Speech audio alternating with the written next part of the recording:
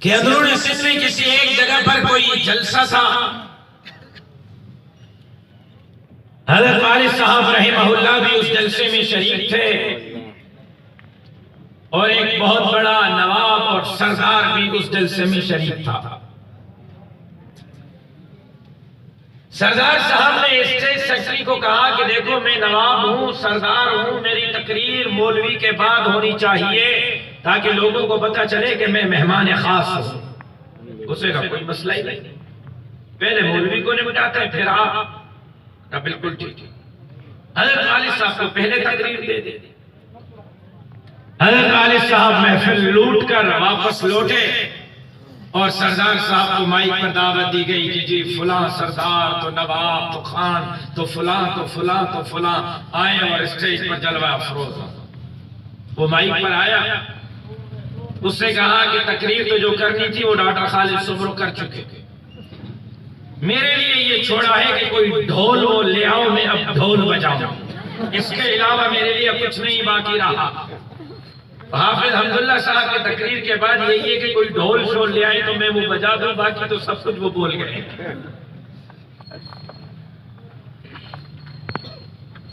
اور میری حالت یہ ہے کہ جس نے سبق یاد کیا اس کو چھٹی نہ ملی.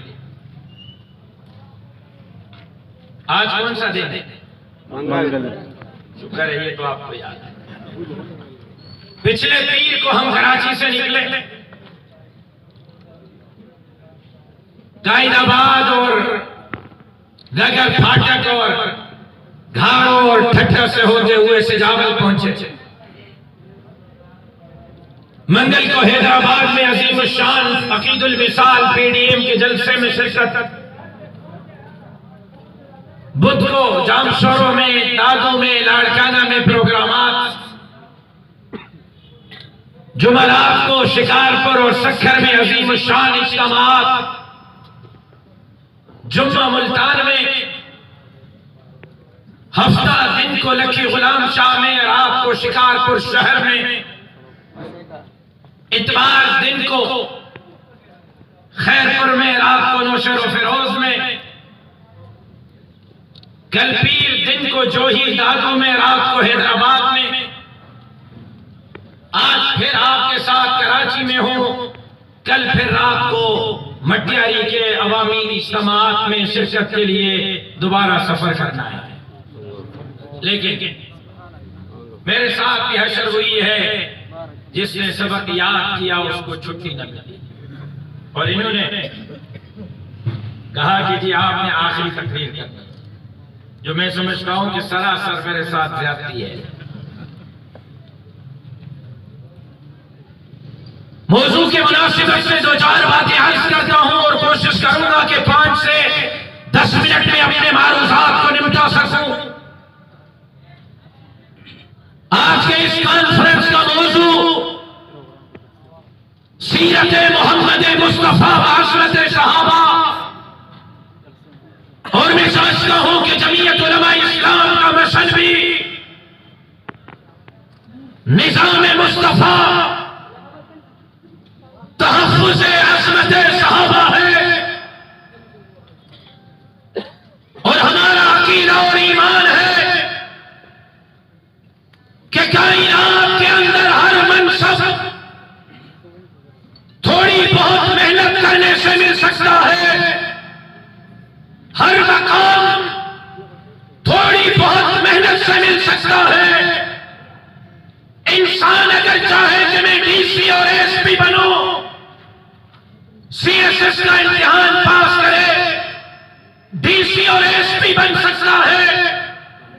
انسان اگر چاہے کہ میں زمیندار بنوں، تھوڑی محنت سے زمیندار بن سکتا ہے. میں تاجر بنوں، تھوڑی محنت سے تاجر بن سکتا ہے. میں ایم این اے اور ایم پی اے بنوں، تھوڑی محنت سے ایم این اے اور ایم پی اے بن سکتا ہے. انسان اگر چاہے میں صدر اور وزیر اعظم بنوں، تھوڑی محنت سے صدر اور وزیر اعظم بن سکتا ہے. لیکن کائنات کے اندر 2 منصب ایسے ہیں، 2 مقام ایسے ہیں، 2 شان اور رتبے ایسے ہیں کوئی کتنا بھی زور لگا لے اس منصب تک نہیں پہنچ سکتا. ان دونوں مناصب کا انتخاب انسان نے خود نہیں کیا. ان مناصب کا انتخاب براہ راست اللہ نے کیا ہے. ایک انبیاء کا انتخاب اللہ نے کیا ہے. کوئی اپنی مرضی سے نبی نہیں بن سکتا. نبوت کا دعویٰ کرے گا دجال ہوگا, جھوٹا ہوگا, قائدیانی ہوگا, کافر ہوگا. قیامت کے صبح تک اس پر لعنتیں پڑتی رہیں گی. نعرہ تکبیر, تاجوت ختم نبوت, تحفظ ختم نبوت. اچھا ہوا آپ نے نعرہ لگا لیا. میں خامخواہ 160 کی اسپیڈ پہ چل رہا تھا. ان کی اسپیڈ 70-80 سے اوپر نہیں ہے. میں آپ والی اسپیڈ پہ واپس آ جاتا. ایک دوسرا میں مسئلہ بتاؤں تمہیں. لاؤڈ اسپیکر والے سے حساب کتاب بھی لو. مائک پہ کرنٹ ہے زبردست. بھائی کوئی دشمنی ہے تو بتا دو یار. کوئی حساب کتاب ہے ان کے پچھلی کوئی بقایا ہے تو میں دینے کے لیے تیار.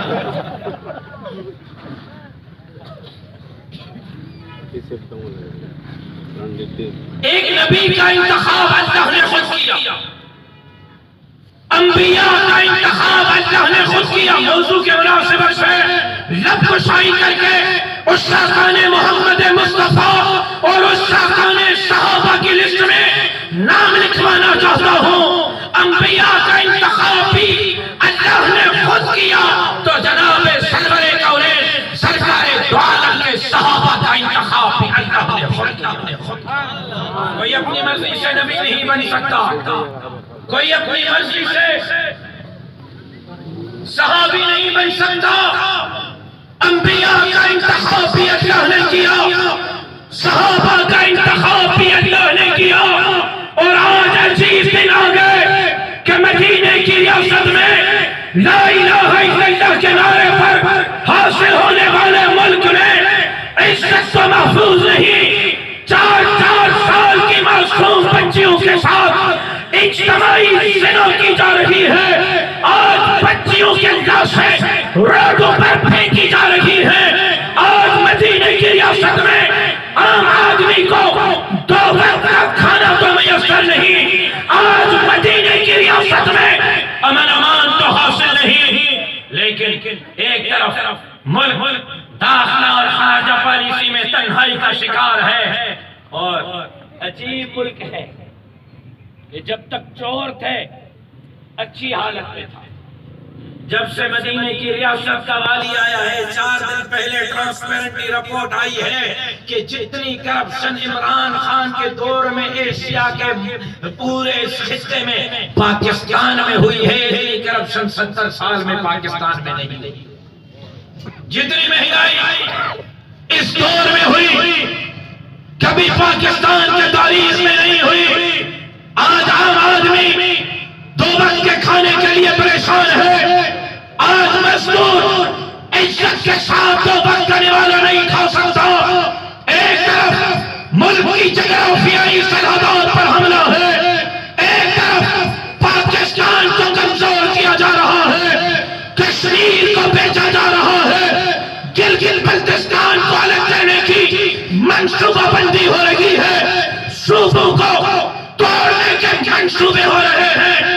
تو دوسری طرف ختم نبوت کے قانون پر ڈاکے, صحابہ کے ناموس اور عزت پر حملے, دوسری طرف مساجد اور مدارس پر حملے ہو رہے ہیں. ہم پابند کے دہل کہتے ہیں پاکستان کو بھی بچائیں گے, پاکستان کے عوام کی بھی جنگ لڑیں گے.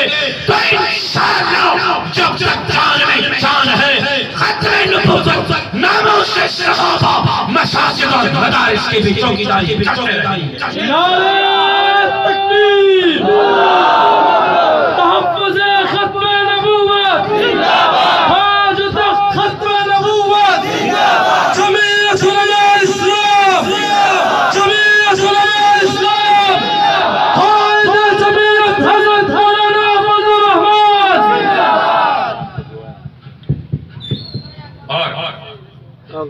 میں واضح کہنا چاہتا ہوں اور بار بار کہا ہے، حافظ صاحب نے آپ کو ایک لمبی تاریخ بتلائی، لیکن یہ تاثر کہ جی مولانا فضل الرحمان زرداری کو بچانے نکلا ہے، مولانا نواز شریف کو بچانے نکلا ہے، تو میں نے بار بار کہا ہے اور الفاظ کو دہراتا ہوں، اگر واقعی مولانا کو زرداری کو بچانا تھا، مولانا کو نواز شریف کو بچانا تھا، اسٹیبلشمنٹ سے لڑائی لڑنے کی ضرورت کیا تھی؟ سانسوں کے پلوں میں حضرت ہاتھ ڈالنے کی ضرورت کیا تھی؟ اسٹیبلشمنٹ ہماری، ہم اسٹیبلشمنٹ کے ہیں، فوج ہماری ہے، ہم فوج کے ہیں، ہم فوج کو خراج تحسین پیش کرتے ہیں، بارڈر پر لڑنے والے فوجی کو خراج تحسین پیش کرتے ہیں، پاکستان کے لیے لڑنے والے فوجی کو خراج عقیدت پیش کرتے ہیں۔ میرے قائد نے کہا تھا، مولانا فضل الرحمان نے فرمایا تھا، اگر پاکستان پر برا وقت آیا تو خدا نخواستہ اس برے وقت میں افواج پاکستان کے ساتھ شانہ بشانہ کھڑا ہوگا، تو پینٹ شرٹ والا چوئی گائی معتدل کا پیروکار کھڑا نہیں ہوگا۔ اس ملک کے لیے اگر افواج پاکستان کے ساتھ شانہ بشانہ کھڑے رہیں گے تو جمعیت علماء اسلام کے یہ کارکن کے یہ لبیک لبیک لبیک لبیک، قائد رسالت نوا، قائد رسالت نوا، قائد اشارہ کرے دے، قائد اشارہ کرے دے، 26 مارچ تھا انشاءاللہ تماشا تھا سو کر۔ انشاءاللہ۔ ہم جب اسٹیبلشمنٹ کی بات کرتے ہیں تو اسٹیبلشمنٹ سے مراد پوری فوج نہیں، فوج ہمارے آنکھوں کا تارا ہے، ہم فوج کو اپنے سر پر بٹھا رہے ہیں۔ ہم جب اسٹیبلشمنٹ کی بات کرتے ہیں تو اس سے مراد وہ جنرل ہے جو میری وفاداریاں تبدیل کرانے کے لیے میرے سر پر بندوق رکھتا ہے، اس سے مراد وہ جنرل ہے جو میرا ووٹ چوری کرتا ہے۔ جب ہم اسٹیبلشمنٹ پر تنقید کرتے ہیں اس سے مراد وہ جنرل ہے جو میری جماعت کو توڑنے کی سازشیں کرتا ہے، اس سے مراد وہ جنرل ہے جو سیاست میں، پارلیمنٹ میں، اقتدار میں مداخلت کرتا ہے۔ آپ اپنے حدود میں کام کریں، ہم ہمیں اپنے حدود میں کام کرنے دیں۔ آپ ہمارے سر کے تاج تھے، آپ ہمارے سر کے تاج رہیں گے، تاج رہیں گے۔ لیکن لڑائی تب ہوتی ہے جب آپ اپنے حدود سے باہر نکل گئے، جب آپ اپنے حدود کو کراس کرتے ہیں، جب آپ میرے سر پر بندوق رکھ کر مجھے کہتے ہیں کہ فضل الرحمان کو چھوڑ دو۔ مجھے کہا گیا، مجھے، باقی آپ کے ساتھ کیا حال ہوگا آپ کو پتا تھا۔ مجھے بلا کے کہا گیا کہ فضل الرحمان کو چھوڑ دو۔ میں نے کہا اس فضل الرحمان کو چھوڑ دو، اس فضل الرحمان کو چھوڑ دو جس فضل الرحمان کے لیے میرے والد نے شہادت سے 2 گھنٹے قبل اپنی آخری زندگی کی تقریر میں کہا تھا کہ میں عمران خان کو فضل الرحمان کے پیشاب کے ایک قطرے کے برابر بھی نہیں کرتا۔ میرے والد کے وہ تاریخی الفاظ میرے دل پر نقش ہے۔ کٹ تو سکتا ہوں، بے وفائی نہیں کر سکتا۔ سبحان اللہ۔ کٹنا سیکھا ہے، جھکنا نہیں سیکھا۔ لیکن میں عرض کر رہا تھا کہ ہم جب آپ میدان میں ہمیں دیکھتے ہیں، کارکنان جب مولانا کو برسرے بیکار دیکھتے ہیں، جب آپ ہمیں لانگ مارچ میں جلسوں اور جلوسوں میں دیکھتے ہیں، تو پی ٹی آئی کے ورکر یہ تاثر دیتے ہیں کہ مولانا زرداری کو بچانے نکلا ہے، مولانا عمران خان کے مقابلے میں نواز شریف کو بچانے نکلا ہے۔ تو میں نے بار بار کہا ہے، الفاظ کو دہرا رہا ہوں، اگر زرداری کو اور نواز شریف کو بچانا تھا تو سانپوں کے پلوں میں مولانا کو ہاتھ ڈالنے کی ضرورت کیا تھی؟ لڑائی لڑنے کی ضرورت کیا تھی؟ مجھے فون کر دیتے کہ راشد لاڑکانہ میں بلاول کا مقابلہ نہیں کرنا، میں بیٹھ جاتا۔ بڑا آسان طریقہ تھا۔ مجھے کہہ دیتے نواز شاہ میں زرداری کا مقابلہ نہیں کرنا، جمعیت کا کارکن بیٹھ جاتا۔ مجھے فون کر دے کہ لیاری میں نور الحق کو بٹھا دو، بلاول کے مقابلے میں بٹھا دیتا۔ مولانا صلاح الدین ایوبی کو فون کر دے کہ محمود خان اچرزئی کا مقابلہ نہیں کرنا، محمود اچرزئی بیٹھ جاتا، محمود اچرزئی کے مقابلے میں صلاح الدین بیٹھ جاتا۔ اگر زرداری اور نواز شریف کو بچانا تھا، عطا الرحمان کو فون کرتے کے پی کے میں امیدوار بٹھا دو، اسفندیار ولی کا مقابلہ نہیں کرتے، آفتاب شیرفو کا مقابلہ نہیں کرتے، راستہ صاف تھا ان کے لیے۔ مقابلہ ہم نے کیا ہے، جمعیت نے کیا ہے۔ یہ سوال مجھ سے نہیں کہ آپ زرداری کے ساتھ کیوں ہیں، یہ سوال عوام سے ہے کہ آپ مولوی کے مقابلے میں خان اور نواب اور سردار کو کیوں آگے لاتے ہو، مولوی پر اعتماد کیوں نہیں کرتے؟ اعتماد تو آپ نہیں کرتے۔ بسترا اٹھا کر آپ الیکشن کے دن کہاں جاتے ہیں؟ مجھ سے کہتے ہو کہ انقلاب کب آئے گا، ان کا ساتھ کب چھوڑو گے؟ قصوروار میں نہیں، قصوروار باپ، ذمہ دار میں نہیں، ذمہ دار آپ مولوی کے مقابلے میں وڈیرے خان اور نواب اور سردار پر اعتماد کرتے ہیں، آپ عالموں پر اعتماد کرتے ہیں، جمعیت علماء پر اعتماد کریں۔ میں حلف کھا کے کہتا ہوں، ہم زرداری اور نواز کو بچانے نہیں نکلے، ہم پاکستان کو بچانے نکلے ہیں، ہم پاکستان کے آئین کو بچانے نکلے ہیں، ہم پاکستان کے پارلیمنٹ کو بچانے نکلے ہیں، ہم ختم نبوت کی چوکیداری کے لیے نکلے ہیں، ناموس صحابہ کی چوکیداری کے لیے نکلے ہیں، مسجد مدرسے داڑھی اور پگڑی کی چوکیداری کے لیے نکلے ہیں، اور جب تک جان میں جان ہے انسان کا پاکستان کی بھی جنگ لڑیں گے، آئین کی پارلیمان کی بھی جنگ لڑیں گے، ختم نبوت ناموس صحابہ کی بھی جنگ لڑیں گے، مسجد مدرسے داڑھی اور پگڑی کی بھی جنگ لڑیں گے، تو پاکستان کے غریبوں، مسکینوں، حاریوں اور مزدوروں کی بھی جنگ لڑیں گے۔ نعرہ تکبیر، تحفظ ختم نبوت، شان صحابہ، عظمت صحابہ، کردار صحابہ، تحفظ ختم نبوت، قائد سند قدم بڑھاؤ، قائد جمعیت قدم بڑھاؤ۔ میں نے قدم بڑھا دیا ہے، اب آپ کے قدم بڑھانے کی بات ہے۔ انشاءاللہ میں نے جو بڑھانا تھا بڑھا دیا ہے، میں نے سانسوں کے بلوں میں ہاتھ ڈال دیے، اب آپ کی باری۔ ہم تمہارے ساتھ۔ میں نے کل بھی حضرت کہا، کل بھی اندرون اصل میں میرے ساتھ ایک عجیب مسئلہ ہوا۔ کچھ دن پہلے میں گیا گندگوڑ کشمیر، تو وہاں ایک پولیس کا ایک بڑا افسر مجھے ملا، ایس ایس پی رینک۔ اس نے کہا راشد صاحب ایک سوال ہے ہمارے ذہنوں میں۔ میں نے کہا فرمائیں۔ اس نے کہا یار ایک بات سمجھ نہیں آیا، آپ جا تو ٹھیک رہے ہو، سندھ میں جمعیت ٹھیک جا رہی ہے، کام بھی جمعیت علماء اچھا کر رہی ہے، لیکن ہمارے ذہنوں میں ایک خدشہ ہے۔ میں نے کہا فرمائیں کیا خدشہ ہے؟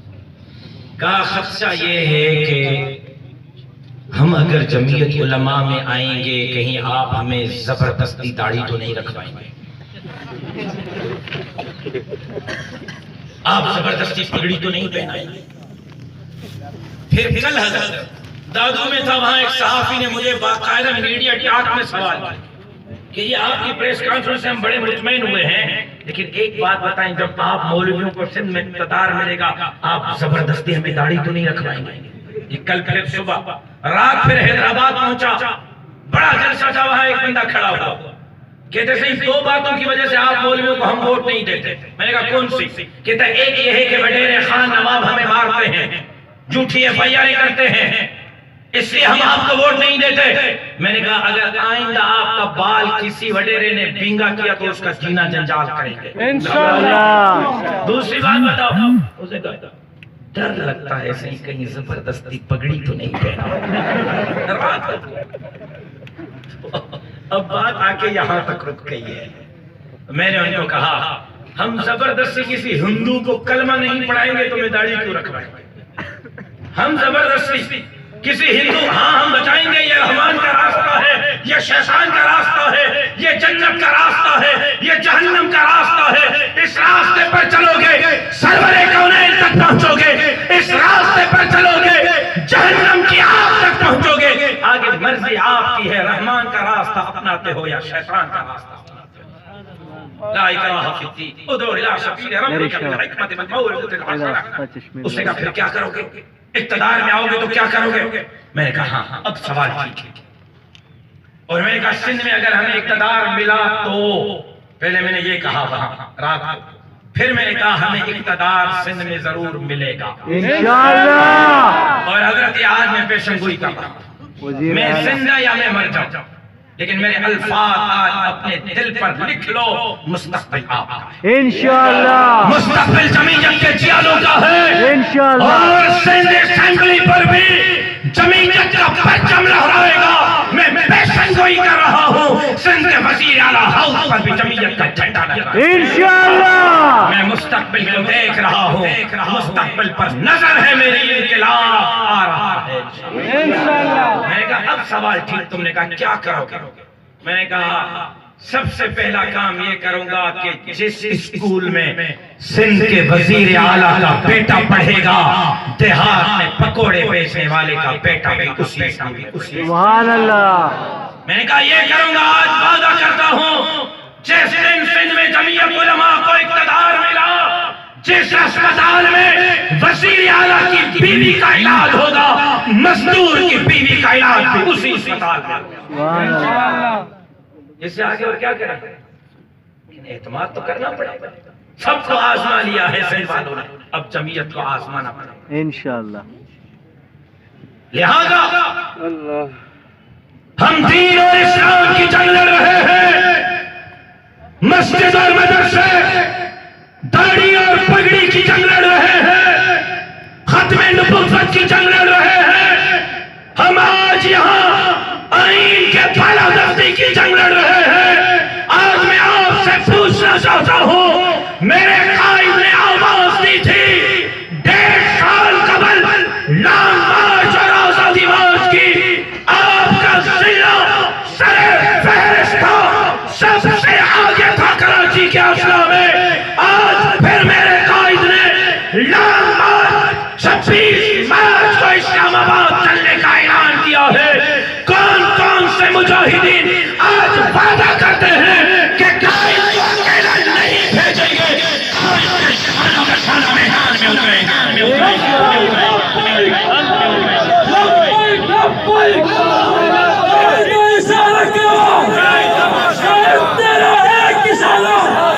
دیکھو جھوٹا وعدہ کوئی نہ کرے، جھوٹا وعدہ کوئی نہ کرے۔ میرے قائد کے ساتھ جو اسلام آباد چلیں گے وہ کھڑے ہو کر ہاتھ بلند کر کے مجھ سے وعدہ کریں۔ آپ اسلام آباد چلیں گے، آج سے لانگ مارچ کی تیاری کریں گے۔